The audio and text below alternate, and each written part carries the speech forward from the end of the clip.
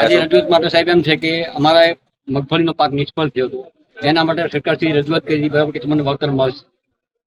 બરાબર, અધિકારીઓ સર્વે કરવા આવ્યા, ખોટું સર્વે કર્યું છે. બરાબર, એ લોકો સંબંધ હાથવાની વાત કરે છે, આ કરે તે કરે, બરાબર, બોના કાઢીને હાલ કોઈ હાથમાં આવતા નથી. અમે સાહેબની ઓફિસે રજૂઆત કરવા આવ્યા છે અને સાહેબ શ્રી અને બધા જે તે અધિકારી અમને સાચો ન્યાય આપે.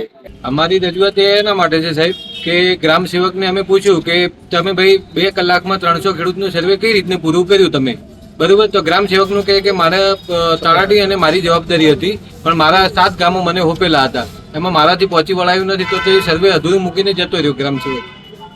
પહેલી વાત તો સર્વે અધૂરું મૂકીને અને 20 ખેડૂતોનો જે પૈસા ખાઈને સર્વે કર્યું એ લોકોને પૈસા મળ્યા છે. એમાં કેટલા એવા ખેડૂતો છે જેમને પૈસા નથી મળ્યા, જેમને નુકસાન થયું હતું? ગામમાં 300 ખાતા છે, બધા ખાતા બાકી રહ્યા છે. હવે ગ્રામ સેવકને મારું કહેવું એટલું હતું કે 20 જણાના ખેતરમાં વરસાદ પડ્યો અને બીજા ખેડૂતોના ખેતરમાં વરસાદ ન પડ્યો, નુકસાન ન થયું સાહેબ એમાં. તો હવે એનો જવાબ ગ્રામ સેવક આપતો નથી. રજૂઆત કરવા માટે સાહેબ આવ્યા છીએ. અમે આગરોલથી બધા ખેડૂતો અને બધા આગેવાનો આજે આવ્યા છે કે અમારા ગામમાં મગફળીનો સર્વે થયો હતો, જેને નિષ્ફળ મગફળી બગાડ થયો હતો, તો તેમને વળતર ચૂકવવાનું ચાલુ હતું. તેમાંથી સરકાર આત્માશ્રી પ્રોજેક્ટમાંથી ગ્રામ સેવકને મૂક્યા હતા.